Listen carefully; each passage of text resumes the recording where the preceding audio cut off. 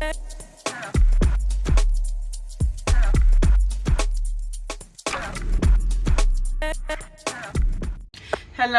Hey guys, this is Kimmi with Notary Life from Kimmi. Well, today I'm going to show you how I re-ink my stamp. I'm sure you've seen 1,000 videos about this, but I have had the request, so I'm going to go ahead and do it, okay? So this is a towel. I'm just going to spread it out here because this ink can get kind of crazy and go everywhere. This is the preferred ink that I use. It's called the Excel Mark 2 ounce. And because it does leak after you open it, I wrap it in a Kleenex or something, put it in here, and I keep the original bag that it came in, and that's how I store it when I'm not using it, okay? So today I'm going to be using my rectangular stamp. That's the one I'm going to be re-inking, okay? I highly recommend you get you a rectangular. And I'm going to pull out the cartridge. Hold on, as soon as I can. Oh, here it is. Okay, so I got to pull out the cartridge. And it actually goes in upside down, okay? So I pulled out the cartridge. And I like my stamp to be nice and dark, okay? So you're just gonna come, and it's a very little pin type hole there. So you're gonna put it in there. 1, 2, 3, 4.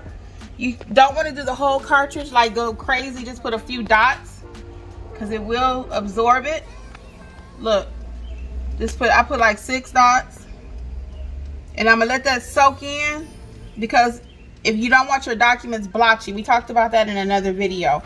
So again, the ink that I use is called the Excel Mark 2 ounce. Take the cartridge out, put like 6 or 7 dots. It does go in upside down. That's where it goes in at, right here. I'm gonna flip it back upside down. Just slide it back in there, and I'm ready to go. So I was gonna show you what it looks like, but I have a piece of paper. Hold on. I'll just use this receipt. So you want it nice and dark, okay? I'm gonna use the back of this. See how nice and dark that is? That's how you want your papers to look, okay? Nice and dark. So mine was getting kind of faint. I said I could not do another document without re-inking it, okay? Hey guys, so you know I just showed you that video, or I'm in the middle of it, however you are watching this, about how to re-ink your stamp, and I had to come and tell you about an error that I just made really quick. So this is actually happening another day, that's why I'm dressed differently or whatever. Too much information, right? Whatever. So let's get to what I did. So anyway, I stamped the document. I am actually in my husband's car, and he has a foldable table that we often talk about, that we all love it. Angela has it, and Jeffrey uses it, because in my car I have the hard top, so when I stamp I can usually just stamp there and everything's good. Well, we've used the folding table, and I don't normally use his stuff, his car, his equipment. I have my own stuff, you guys know that. So anyway, I stamped the document and it wasn't flat enough.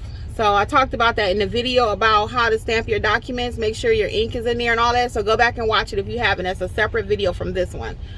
And what not to do with your ink stamp is what it's titled. So check that one out. I'm going to try to leave it at the end of this video so you can watch it. But anyway, go see it. So anyway, I didn't have it flush. So the client had to go back to her home. Fortunately, she had a second set. So what I did when you do something like that normally is you just cross through it and initial it. Well, she was a worrywart, or worry word, whatever that word is. She was a worrying kind of person.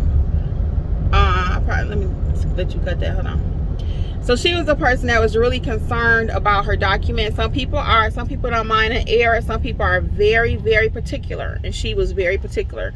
So she wanted it done correctly, really. So I fixed it. Like I said, the way you fix that error is just to draw a line through it initially and stamp it correctly, right?